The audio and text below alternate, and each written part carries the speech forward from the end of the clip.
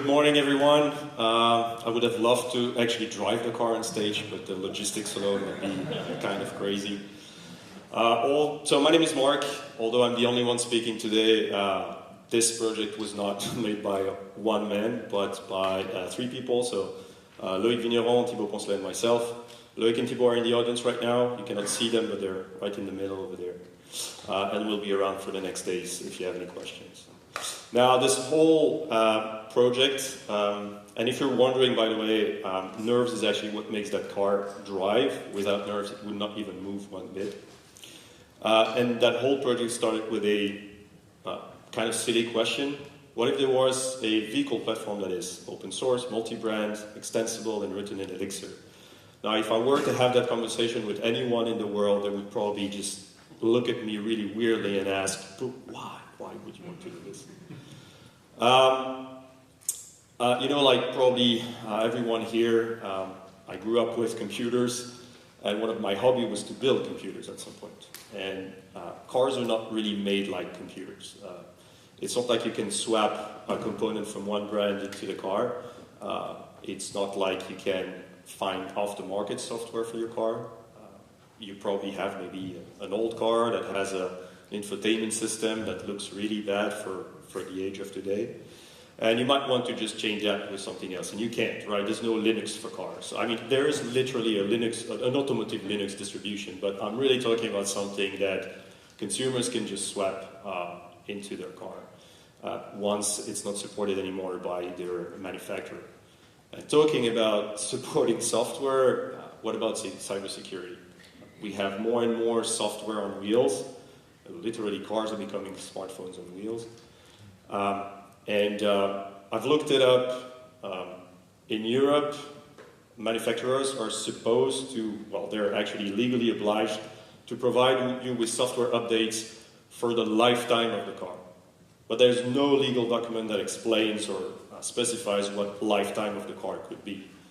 And nowhere in any of the manufacturer's documentation I tried to find is it actually described. So it could be 5 years, could be 10 years, could be whenever they decide to change the model and go for something else. So it's a really opaque situation right now. And we wouldn't want malware to be on those cars that, you know, become completely digital with throttle by wire, brake by wire, and all of that crap. So anyway, this was really what we thought, and we thought, well, let's make cars like PCs, right? That's it can't be that hard, right? I mean, let's get started. So let's pick apart. So we had that car lying around. It's a 2007 Volkswagen Polo. Just because we didn't want it to make it easy, we thought, yeah, but let's also make it an EV, right? Because EVs are the cool thing right now. And what's a cool EV, or at least what is an EV that you can find parts quite easily on the market? It's the Nissan Leaf. So we bought a bunch of spare parts from Nissan Leaf, including a Nissan Leaf motor. Also some battery cells. Yeah, again, not making it easy. We said, let's just buy battery cells and do the battery ourselves. And also, we discovered this a bit later, but in case you didn't know, in a thermal engine car, the brake assistance that you receive is actually provided by the depression that's created by the thermal engine. So, which means that if you remove the thermal engine, you don't necessarily get, well, it's not necessarily, you don't get at all braking assistance. So you need to find another way to provide braking assistance. And again, multi-branding, we decided to go for a Tesla brake booster, because why not mix it with many other things? Since we wanted to buy the battery, we need a new battery management system. We were not necessarily confident at that point to build it ourselves, so we bought an existing one, which is an Orion battery management system. And of course, we had all the components already existing in the car that we were going to be using. The first step that you start looking into when you have all those parts is, okay, but how will they talk together? What's the language that they speak?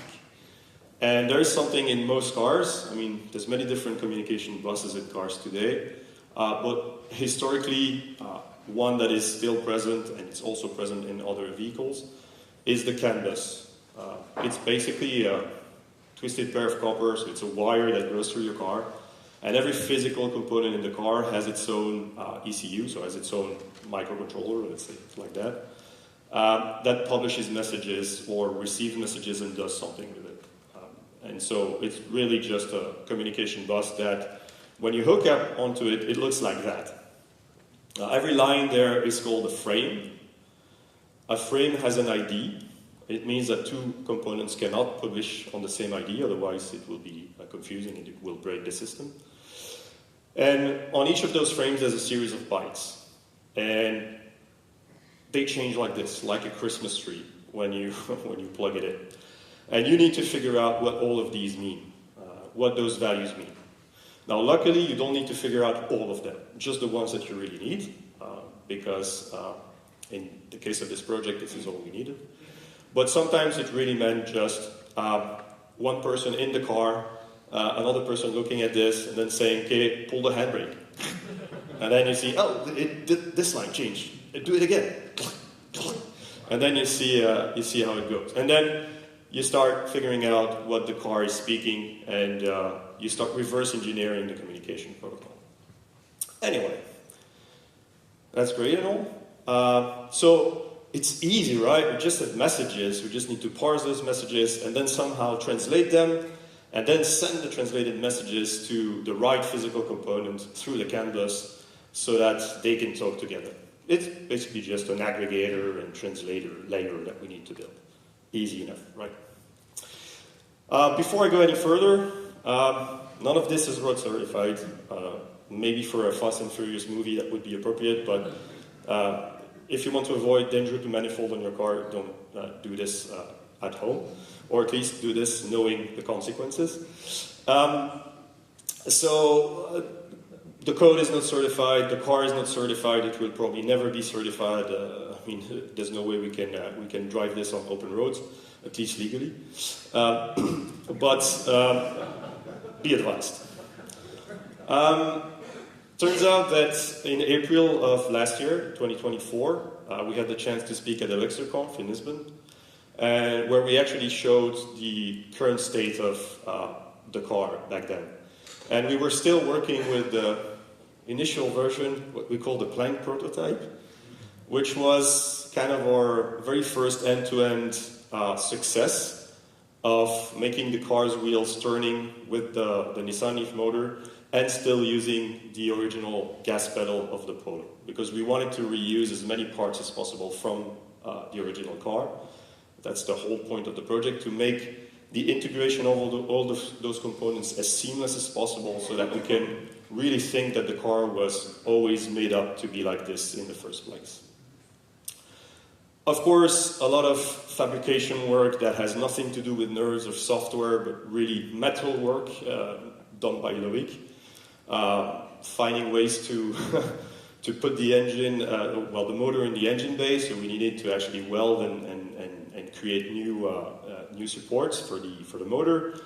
We kept the original gearbox, but the blueprints of the motor and the gearbox didn't match, so we needed to CNC some aluminum plates that matched those perfectly, those blueprints, so that we could weld it together. And also, obviously, a connection piece between the two, because, they didn't match, so we needed to find a way to do that. And again, just because we want to make this easy, create the battery ourselves. So we had the cells themselves, and then we 3D printed a lot of parts so that we could just easily create all the circuits and plug the battery to the BMS.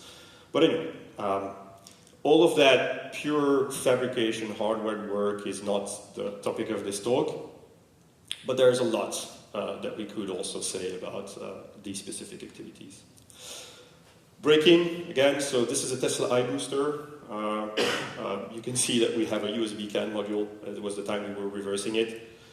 The idea is that you can control this device by sending specific CAN messages that will control the flow of liquid into the pump.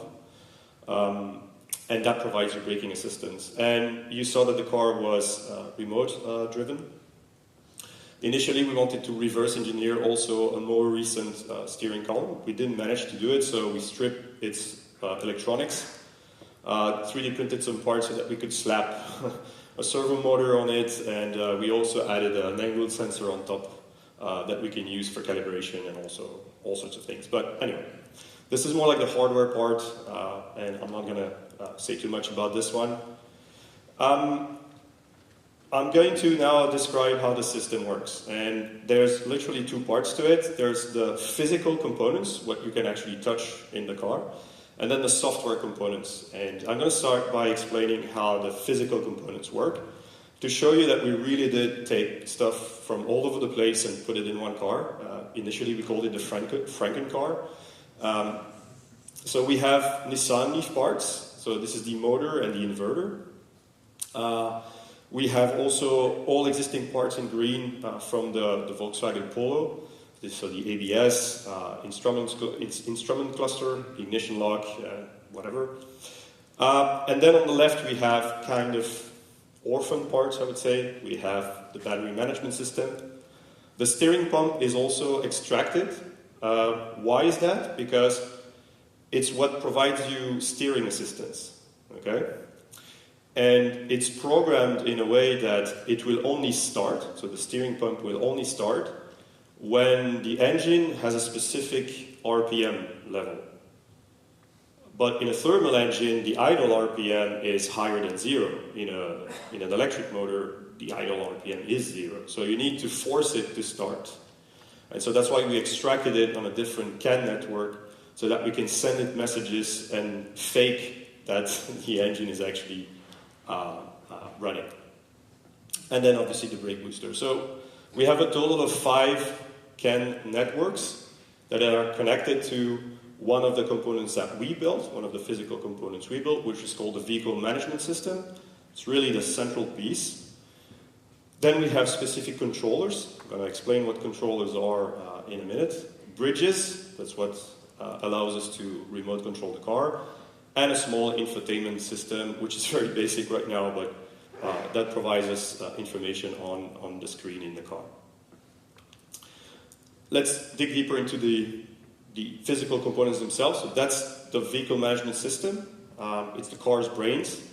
It's based on the Raspberry Pi 4. We created some custom SPI modules for Raspberry Pi that we can plug in, because we have 5 CAN modules, meaning that we had to configure the SPI interfaces for 5. Well, we have 3 SPI interfaces running on the Raspberry Pi 4. It's a custom nerve system with CAN drivers and CAN utils and all that, so all kinds of tools that we need to actually operate it with CAN network. We also created an entirely new CAN-capable library for Elixir, which is called Cantastic. You're going to see a little bit of it in a minute when I show some code.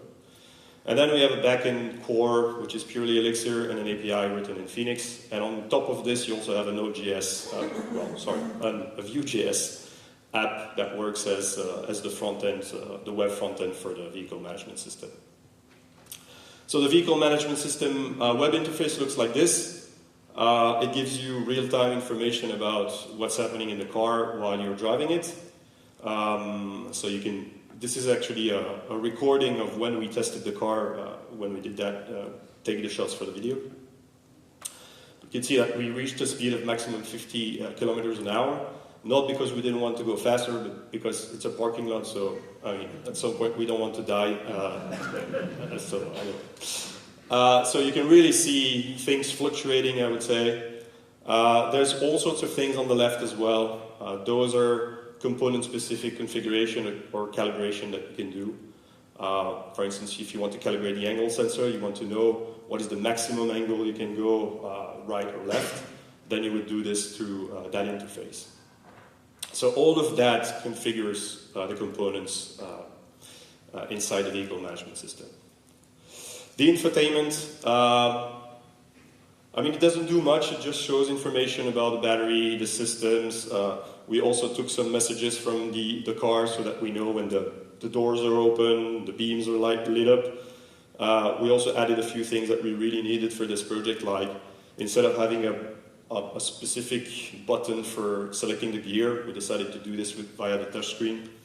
So this one is on the Raspberry Pi 5, still the same CAN modules. It's also a custom nerve system, again with Fantastic, which is really the central piece of this whole project. It can be used outside of ECS, by the way. Again, same structure, backend core and API in Elixir and Phoenix, and then we use Flutter for the dashboard. Initially, we started trying to use also a Vue.js app. So we were trying to run Weston more like in a web kiosk mode, but the performance is much better. We found out that the performance is much better with Flutter. So we stayed with Flutter afterwards. The controllers, that's the component that has nothing to do with Nerves. Those are Arduino based. And so we just run a generic C code on all of them. There's 3 controllers in the car, the full-scale car right now. And we didn't want to always open the boxes when we wanted to update their configuration. So what we did was create a generic code and an adoption process. So in the generic code, you have a pin specification that can be changed through CAN bus messages. And this is done through an adoption process that we created, so it's a communication protocol. At some point, the vehicle management system is going to say, I'm looking for a controller that will do this. And then you have a button on a controller, stuck to the Arduino. If you press that button, then the controller will start listening to those messages, get the configuration, store it, and then tell the vehicle management system that it's adopted. And now you have a dedicated configuration for that specific controller. It's really easy then for us to add new controllers or do whatever, and then we say from the VMS interface, we just say, looking to adopt this kind of controller, press the button, it's done, okay, now it works. So what do we use those controllers for? Mainly to control relays in the car. I'm going to show a little bit of code afterwards, and I'm going to try to explain how we use this. So control relays, read data. So there's a controller on which we have the original gas pedal of the Polo. And what happens is that when you press the gas pedal, those are basically 2 potentiometers. So we just read the data and send it through a CAN message. So we digitalized, in a way, the analog gas pedal.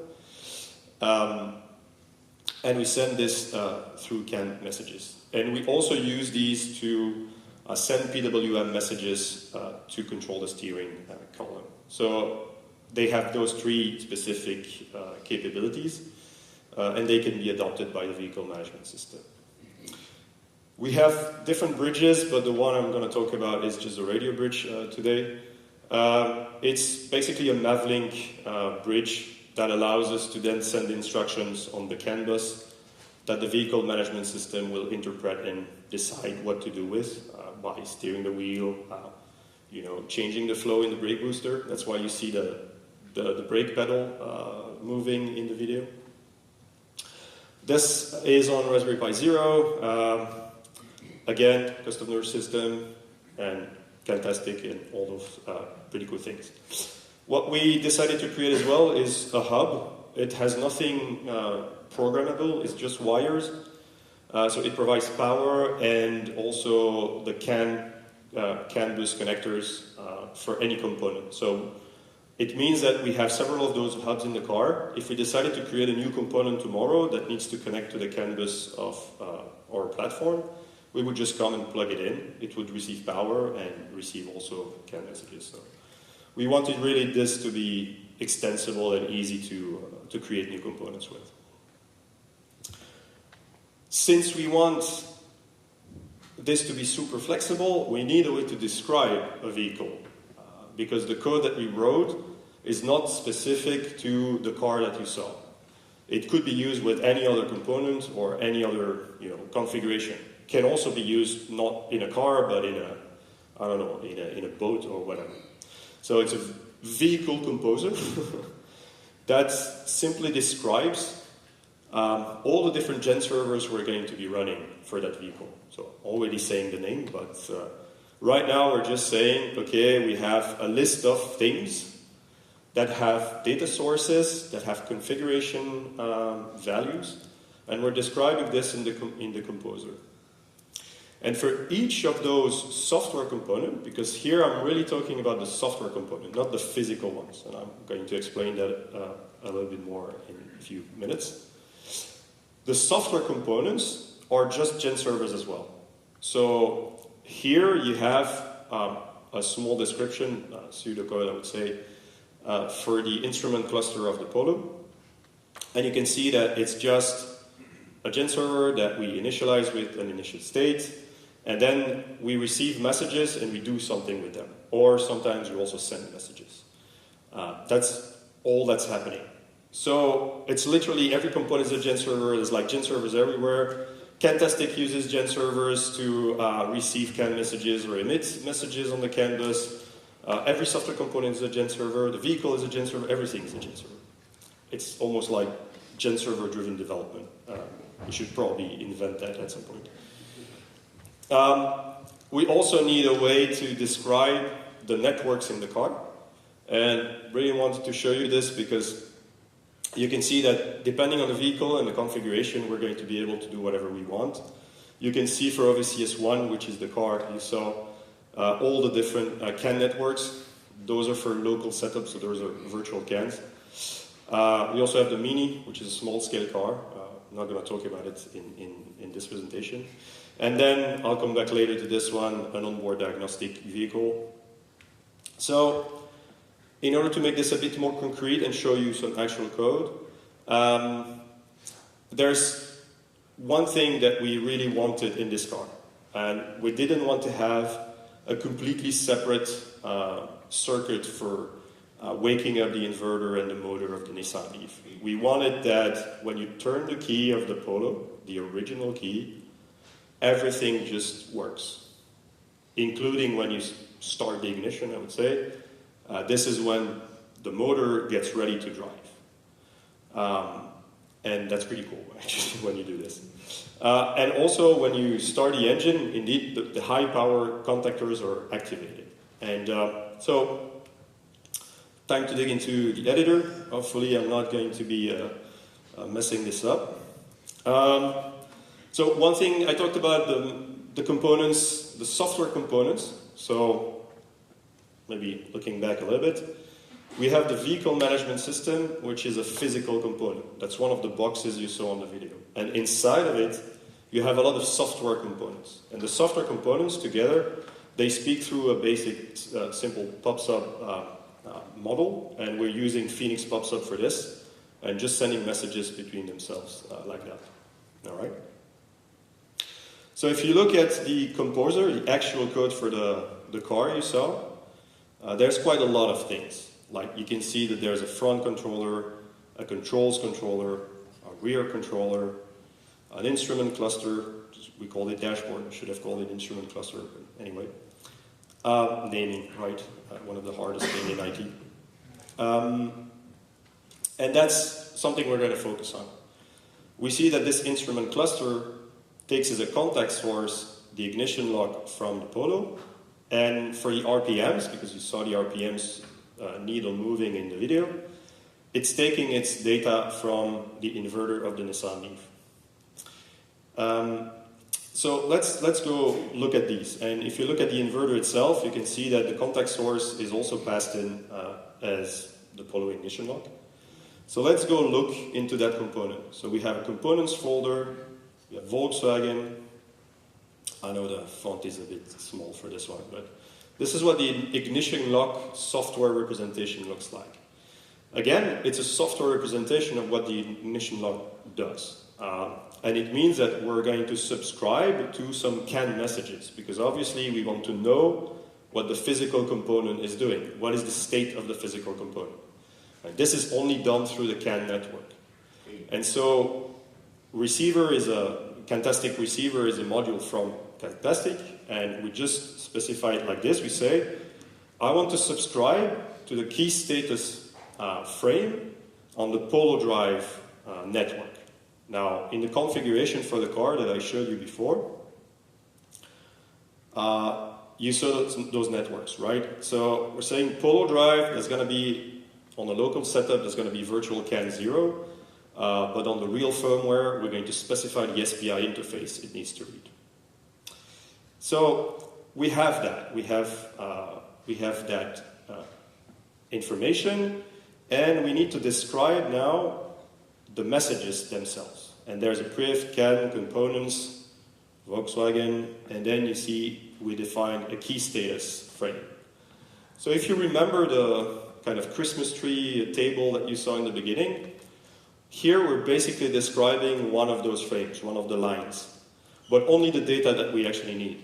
And in this case, we found out that on the CAN network of the Polo, there is a frame that's being sent that has an ID of 570, and the first byte can have different values. Some of them, we don't know what they do, so we decided to ignore them and keep the car in a safe state. Yeah, super safe, right? So first state, contact off, key engage. Key engage is really when you insert the key in it. And then contact on is when you turn it once, and it gives, I would say, 12 volt power to the whole car. And then start engine is really when you go, back and forth. It gets that status at some point.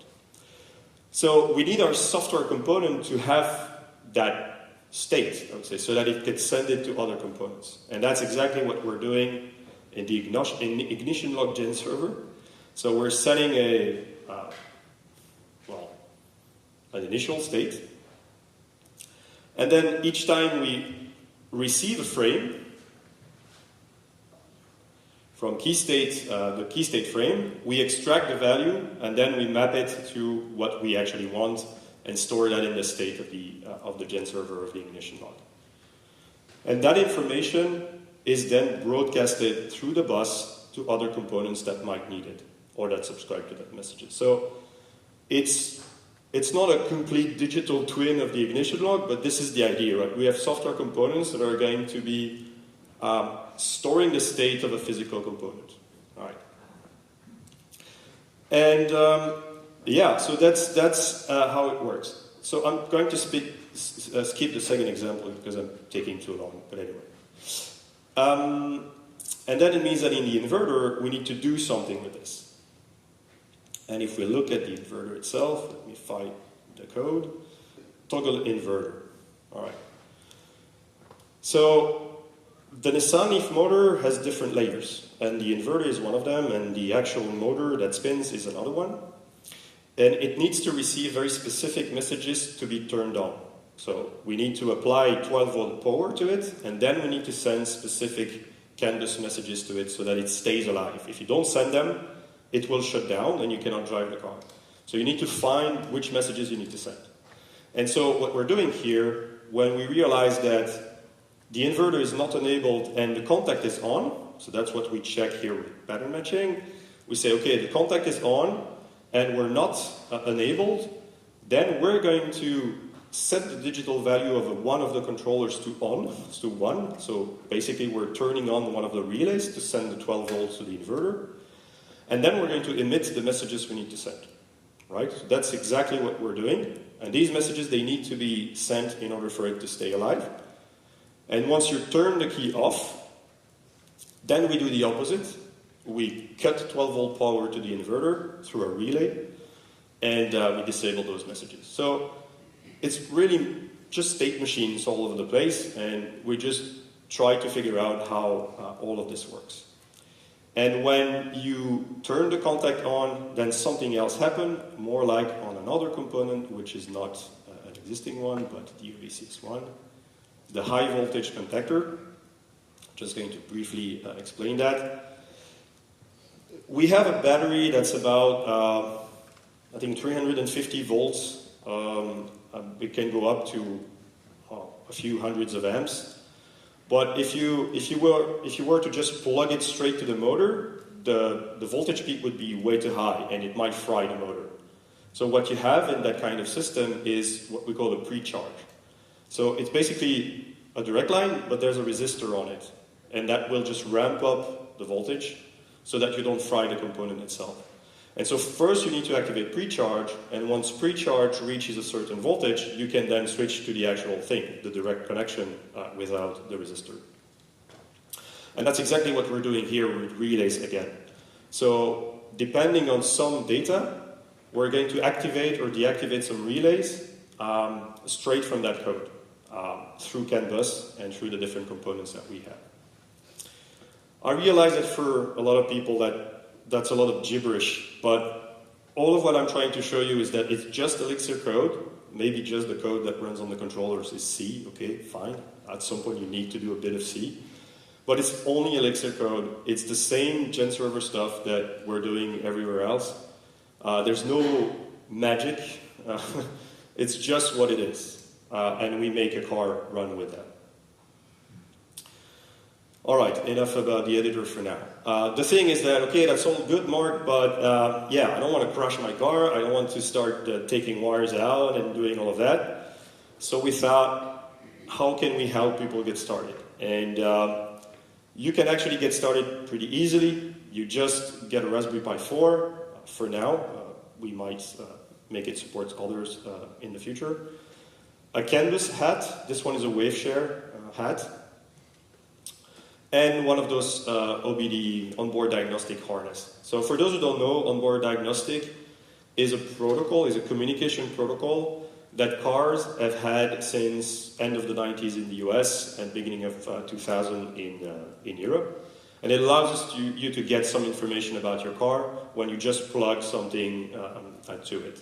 And it's usually a plug that's below the steering wheel or somewhere in your car, and that's what your mechanics use to diagnose your car. There are some open messages that are common to every car, and there are some proprietary messages as well that you will not have access to. But what we did was actually build an onboard diagnostic vehicle, so easy enough. And the onboard diagnostic vehicle is right there. The composer is this. So we spawn OBD2 gen server, and we look at when we look at what it does, it just emits a specific message and then receives answers. So it's a specific communication protocol. It's not standard CAN, I would say. And then we send those to the VMS. Now, if I were to try this out, locally, so I have some virtual CAN set up on my machine. I'm just going to start server. So this was the initial VMS interface. The VMS interface is completely dynamic, meaning that if you launch the API with a different vehicle name, it will have a different interface. And for now, you see everything is 0.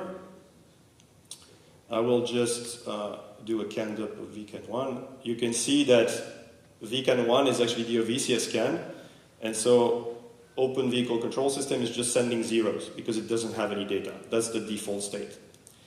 And here we have the VCAN0, and I'm going to replay a recording that we made of Thibault's car. So it's not the Polo, it's a new car. So it's something that we tested on a new car, meaning that it works with recent cars.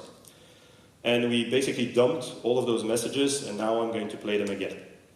And you can see now a lot of chatting in VCAN0, and you can see also the values are changing on the OVCS CAN, which means that in theory and in practice, those values are now updated on the web interface. So if you do this, you plug this component, you plug this nerve system, you give it power, then you can connect to its Wi-Fi if you created one, or you can connect to it through USB-C, and you can view that information while you're driving. There's a lot of other messages you can add, so if you want to start playing around with the platform that we built, you can do so and help us continue building it by just doing some onboard diagnostic development, I would say. All right, let's stop this.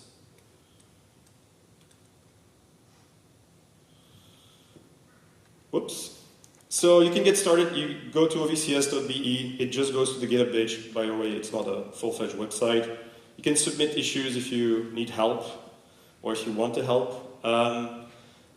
There are a lot of topics that I didn't cover and that you might have a lot of questions about. Loïc, Thibault, and I will be around for the next few days. We also were lucky enough to have 3 talks selected at the latest FOSDEM, which means that we managed to sneak some Elixir in completely crazy dev rooms, like the embedded dev rooms, also on the main stage, and also in the robotics dev room. But there was Elixir at FOSDEM this year. There was those 3 talks. You can scan that QR code. We've made a playlist on YouTube with the videos. Just to give you an idea of all the journey we've been through, I'm not going to describe all this slide, but we started thinking about this in 2023, in October. And then we started really bootstrapping in December, after we disassembled some parts of the car. We got the motor to spin for Elixirconf, and then we kept working on it. It only goes to May 2025, because since then we've been working mostly on the ROS 2 bridge. It's not done yet, but it's also a topic for a completely different talk in itself. We want this car to be self-driving at some point, so I'm really excited about all the running perception stacks on Nerves, so I know that there's going to be some discussion about this. I just want to leave you with something. Stay curious, stay weird. We've got an amazing piece of technology on our hands, which is Nerves and also Nerves Hub. So the team has done a fantastic work to help software engineers do hardware in pretty easy way.